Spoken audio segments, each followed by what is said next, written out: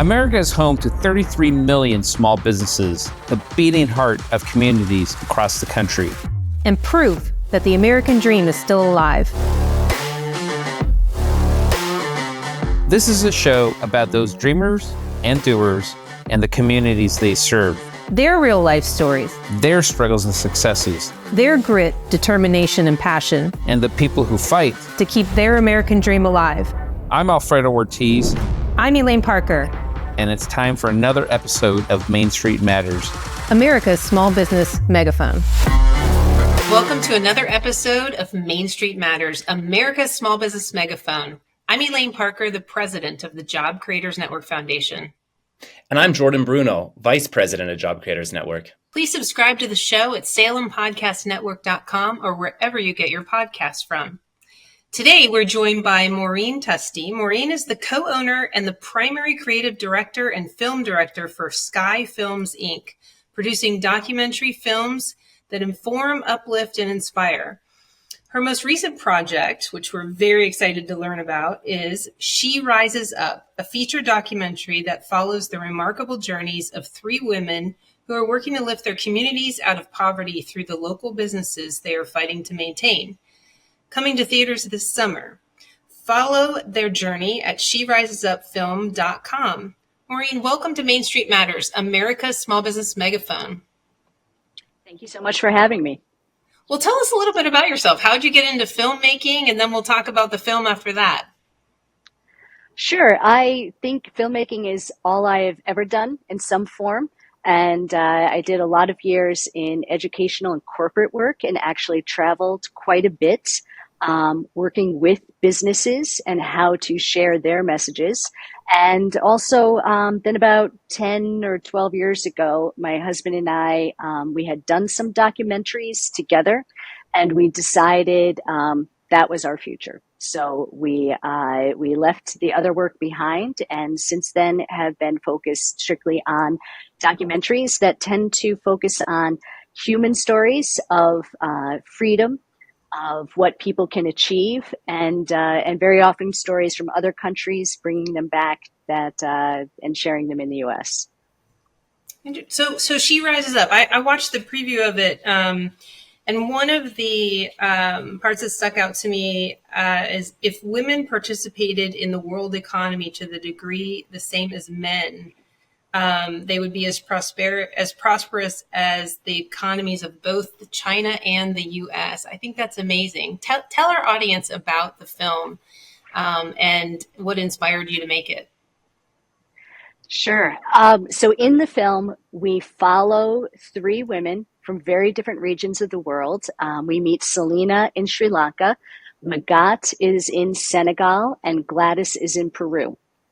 And they are each running very different businesses, very different women and backgrounds, but they're using their business as a means of creating jobs for women in particular, because in these regions, it is exceptionally hard for women to access the workforce.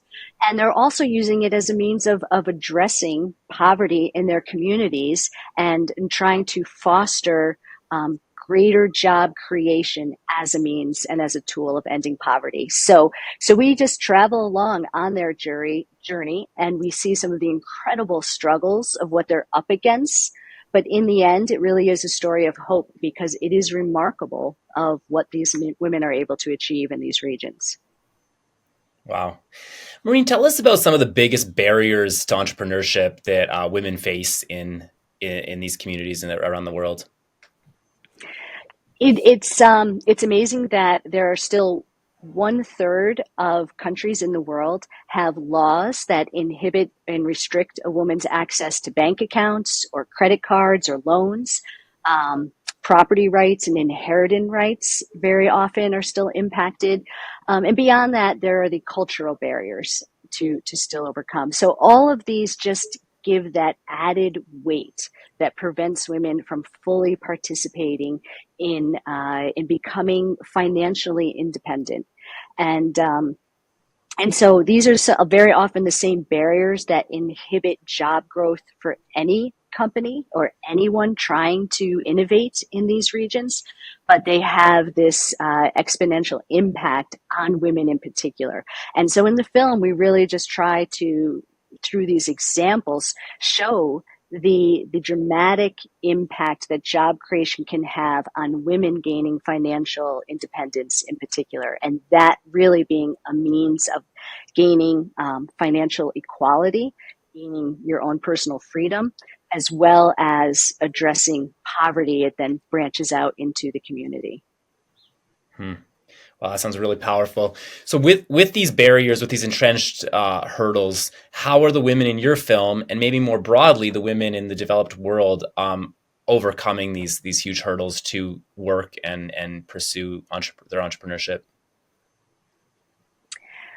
I think, the women in our film, Magat, for example, in Senegal, she's doing it by simply running her business. And I don't want to say simply, but she is a powerhouse. She is going to build a business, primarily hiring women because there are so few opportunities there. And so she's trying to be a catalyst. And that's how she describes herself, as being a catalyst to show what is possible and trying to encourage other entrepreneurs to take the risk for job creation in these regions. It's amazing how just a few policy changes can have a dramatic impact, because it can feel overwhelming, the amount of political and economic control that happens from the top down in some of these countries.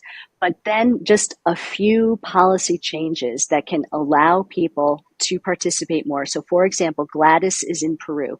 She comes from the most extreme villages in the Andes Mountains, grew up in extreme poverty. She shares very openly about her experience growing up and the abuse she saw within her family, and how they struggled even just to find food and jobs and work. And she really, as a young girl, was clear, I can't live this. I need to do something else. I need to take care of myself. And so she ended up in Lima. She built a small business, and now she's looking to expand. And a few decades ago in Peru, there was a period of changing some policies and opening, and women were then granted the right to have bank accounts and loans on their own.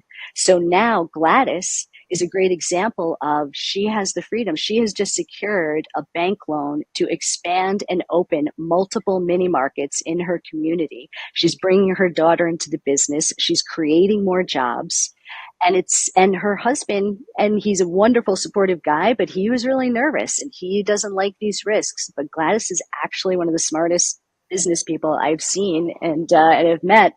And she really wanted to move ahead with this. So now she has the freedom. Now there are other regulatory issues and challenges, of course, in Peru, and many obstacles, but one small policy change like that has had an impact already.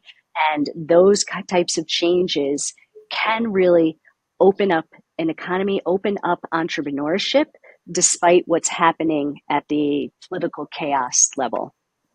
We don't have any political chaos here at all, so I can't relate to political chaos elsewhere. I'm just curious, and I'm not sure if you'll be able to answer it, but do they instinctively understand that free enterprise and capitalism is the way to choice and independence and all of that, even if they don't link it to free enterprise? And the reason why I ask is because we have so many young people in this country that are veering more and more towards supporting socialism. I think it's about 40% of people, Americans under the age of 30, support socialism. And as you're in these third world countries, watching these women grow fight for the independence, not just grow their businesses, because they're fighting to just get a loan or, start their business. It's enlightening to see people in other countries doing it. But what is their perception of us? Do they understand the capitalism and that entrepreneurship and the power it gives them? it's such a tough question because it is hard to talk in such broad terms. And I do think that a lot of there is a lot more positive feeling about free enterprise than people realize. And it's distinguishing the freedom of people having the choice to be able to start a business, to hire people, to innovate. And that kind of freedom is simply what has allowed our world to progress. It's what has allowed over 1 billion people to have emerged out of poverty in the past 30 years. So we are on that path. And then you get into, Sri Lanka is a socialist government, and there's the control. So when you get into these political class controlling society and managing the economy, that's where you see this kind of people being locked into poverty. And it's even harder to break out because those attitudes are really at odds with how economies grow. And I just have to say, I am not an economist. I'm not an academic, but I make a lot of films and talk to a lot of people about this. And I have filmed in 40 to 50 countries around the world. And you see this again and again. And it's that freedom to start business, to have job opportunity, and to provide for your own family is really what allows the snowball effect to happen. And when there are these tremendous controls from the top that really squash that enterprise, that's when you see these countries that are just still mired in poverty. Why do some countries break out and others can't? And it's the ones that have opened up, the ones that allow free trade and free enterprise to really thrive. And it doesn't mean you don't have regulations and protections. And it's, and you will have corruption at the highest levels. But when people are allowed to enterprise and to have that freedom to run their own business, to trade, it's better for the customers, it's better for the businesses, you can hire people, you can expand, and it really truly has an impact on poverty. And it is hard, it's almost like taking it out of socialism and capitalism terms. And but that capitalism and freedom is what has allowed the world to flourish. And it's a question of doing it in healthy business environments and not getting into cronyism, I think, is what people really rail against. And when you have these young people, they're railing against when capitalism isn't working, when it isn't really capitalism. It's a lot of, improper influence and people trying to get favoritism from the government. So I'm kind of off my turf a little bit. I mean, again, I am not an economist, but it really comes down to the freedom to get out there and innovate. And not every single person is an entrepreneur. It's like, if it were up to me, we probably would still be eating around a campfire. I am not an innovator, but to allow the freedom for the innovators to get out there and create the jobs and not have these bureaucracies from a God. She has to calculate each time she hires an employee, because the regulations around, if you then have to let employees go, the compensation packages you have to give those employees, even if you have very legitimate reasons they did something, you have to compensate them based on the years they've been there. It's so excessive, you can't even budget for it. So you can't take the risk of hiring more people, because if your sales go down and you need to let people go, it costs more to let people go. So those kinds of excessive business environments are really, really what squash innovation in many of these poor countries. And I get that you're not an economist, but your observations of being in America versus being in countries like that and seeing these women, fight to gain that independence. must just be so interesting to make those observations. And they probably don't frame things as, oh, I'm in a socialistic country and I would like to be more capitalistic and have free enterprise. They're surviving, and they are instinctively, trying to provide for their families. And every time they take one step towards that success, they gain a little more freedom and a little more independence, and they like it. And so, that's kind of instinctively they're walking towards it, even if they don't know it. And so I just wanted to sort of compare the here versus there and see what you thought. So I appreciate that insight for sure. No, it's a great summary of encapsulating it. And again, it's easy to get into comparing, the bureaucracy we have in the US, and it is real and exists, but it is a whole different scale when you talk about these controlled economies and what it takes to break through. And yet there are people doing it, and the seeds are there. This is doable. And I think that's one of the main messages in the film. It's trusting that there are creative entrepreneurial people in these countries, even in poor countries, who are capable of building business, and they just need the obstacles out of the way. So rather than foreign aid going in or outside organizations coming in, it's like trust the people on the ground and those, that are trying to build business there, because they know what their community needs, and they're absolutely capable of doing it if we can just kind of not make it so burdensome to do it. Yeah. That's genius. Maureen, as I'm sure you've been following, the US and Europe and Australia, for that matter, have faced a real migrant crisis and surge over the last couple of years. I think the average American certainly wouldn't know that many of the women showing up at the border are not allowed to work, not allowed to have bank accounts. And, it's really their only option. What, based on your reporting and your film, would you say how much of this, the barriers to entrepreneurship is driving this migrant crisis, and could greater democratization of the economy in these developed countries help relieve that surge a bit? This is just absolutely, that's my opinion, but they are so intertwined. The immigration crisis is around the world. And Magat from Senegal in the film speaks very personally.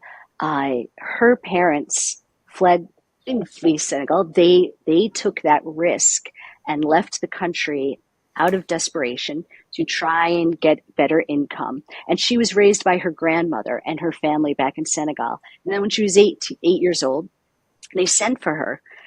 And it was traumatizing for her. So even though she was brought to Europe and had these greater opportunities that she wouldn't have had in Senegal, that so impacted her life. People don't choose to leave their homes, to leave their families, to have to go and learn a different language. You only choose this out of desperation. In Senegal, every few weeks, there's a story of people that got on a boat and out of desperation, because there's absolutely no work. And the reason it's mostly very often young men as well is because there's no work for them in these countries. So they get on a boat and they risk drowning, or you join a caravan and you risk crossing a border illegally because you are so desperate. And I think that's what we have to remember, that it's out of desperation that people leave their homes, because none of us would really choose that, and they wouldn't choose that if they didn't have to. And that's why what Selena talks about this in Sri Lanka as well, so they were so impacted by COVID. It's an island country. Tourism is a huge part of the income. That all went away. And then after COVID, there was extreme political unrest because the ruling family was ousted through protests because there was such an economic crisis. And she is keeping her business going through all of this.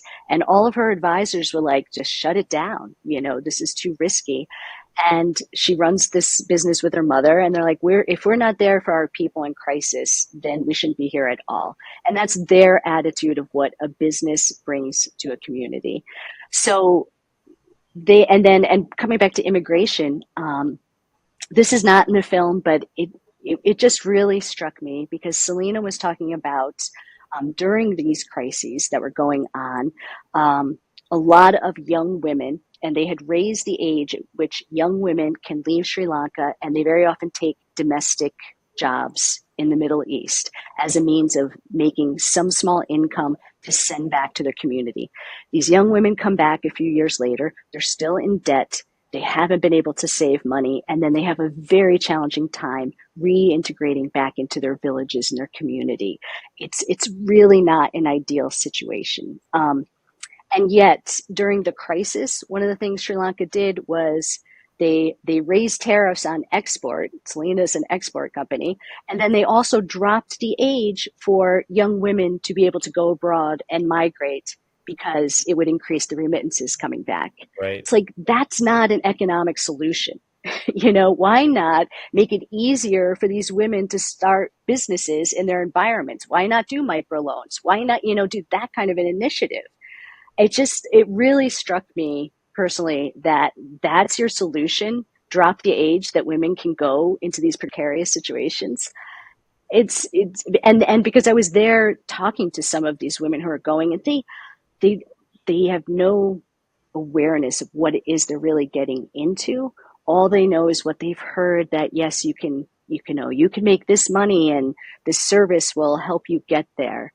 And I'm all for women having the freedom to choose that, but it needs to be an educated choice. Mm-hmm. And that's not really what's happening here. So immigration is impacted on so many levels. And if people have the jobs at home, and then really fostering economic growth in these impoverished countries and in these struggling countries where immigrants are coming from to the US, then you would get to the point perhaps of healthy immigration. You want that, it's natural, but long-term impact in these countries is focusing on business and job creation. And that's what's going to keep people, happily staying at home. Right. You mentioned microloans, and I wanted to compare and contrast that to the dominant method of development aid over the last few decades. And I mean, I'm no expert or even an armchair expert in this subject, but from what I can tell from the surface, like the development paradigm of the last generation has been an utter failure, and just hasn't done anything except for enrich a class of nonprofits that manage the development. Can you talk a little bit about how the bottom-up process that you portray in your film and stuff like microloans is such a far superior model to enrichment than the top-down development aid that we've seen?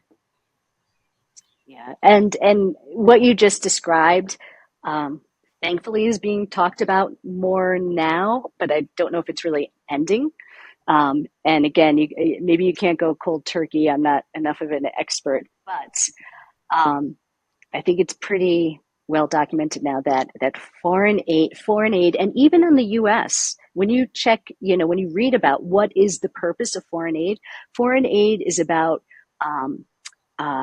security for the U.S. It's not necessarily about ending poverty in that country. It's about keeping these regions stable. So it's like that has a different purpose. And I think we got it in our heads that, that's just going to go and foreign aid's going to fix poverty in these regions. That's not what it was even really intended to do, is my understanding. So then you have it, and you have all of the corruption that comes along with money coming in and in ruling classes.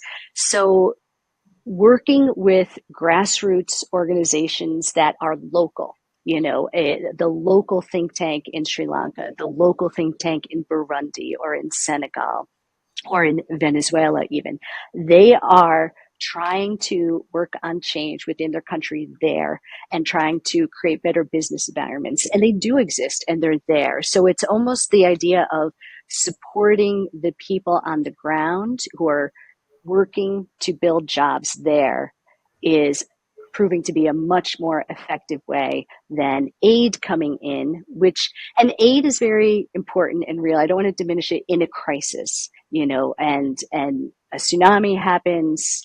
We in the US, I feel, this is one of my observations of traveling too, I feel like we are the most generous country. And I will say that we give when there is a crisis in the world, we give and we want to help. We don't want to see people suffering.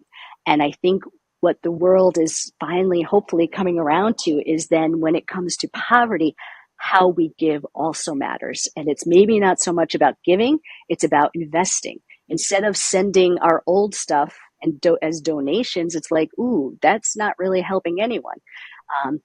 Africa, Magat talks about this, Africa barely has a clothing industry. It's just emerging now because so much has been donated for decades and decades and decades. Right. It's like, well, that squashes businesses growing to provide that, even, and I don't mean to diminish this, but even Tom's Shoes started out with the buy one, we'll donate shoes to people in need. They've even stopped doing that because you realize, well, Senegal has a thriving leather industry and shoemakers. But if every kid in the community is getting free shoes, what are you doing to the local shoemakers? Right. You're not helping long term. So it's thinking of what's going to help long term. So why not go online? And especially now, so much is more online. You can buy shoes from Africa or buy something that was made there. Magat's lip balm, Skin is Skin. She's, this isn't a promo for her, but she's selling in the US. So buy products made in Africa. It's a much better mentality, I think, than the whole concept of just sending stuff. And it also gives you the illusion that you're helping it not. So it does take a little more effort to find how to support places directly. But I think supporting organizations that do focus on entrepreneurship, on women gaining access in particular, because it is so much more challenging for women in these regions to access business, both culturally and legally. Really supporting organizations on the ground is the way to go, as opposed to large aid packages coming in.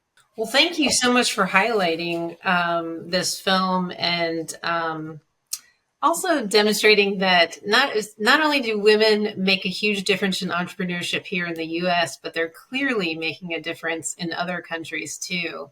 I hope that our leaders in Washington get a chance to watch your film. I think they could learn a lot themselves from some of this, some of these lessons. Where can people go to see the film? Where is it going to be? And how can they sign up to bring the film to their clubs or universities? Or is there opportunities like that available? Absolutely. It's all at sherisesupfilm.com. We premiere in New York City next Friday, June 21st. We're in Chicago starting on the 26th. Lots of cities after that. So if you go to sherisesupfilm.com, you can sign up for updates. We'll tell you when it's coming near you. And you can also contact us if you want to bring it to your community. And if enough people sign up, we'll go wherever people are looking to share the film. And then you can follow us on Facebook and Instagram as well. And we'll be putting every theater update in every town that we're coming to, be posting those as we go along. And eventually we'll be streaming, but that is going to be down the road. We really are focused on the theatrical because it fosters conversations like this. It allows you to do Q&A and panel discussions and have just a little more depth of conversation. And also, I just have to say, in this film, there are no talking heads, experts. There's no narration. It is just these women following them. They're talking, sharing their own stories, their own passion, and all of these lessons come out just from experiencing what they're doing and their ups and downs, and they will leave you feeling inspired. So it's a very especially with everything going on in our headlines these days. It's a good way to walk out of a theater feeling inspired that change is possible. And you really may have an impact for women and anyone in poverty through some of these methods. Well, thank you. And that is sheriseupfilm.com for anyone who wants to see if the film is coming to a city near them. Maureen, thank you so much for taking the time to join us on Main Street Matters, America's small business megaphone. And thank you all for taking the time to listen. Main Street Matters is part of the Salem Podcast Network. New episodes debut every Wednesday and Friday. Please subscribe to the show at salempodcastnetwork.com or wherever you get your podcasts. And we'll be back with another episode real soon.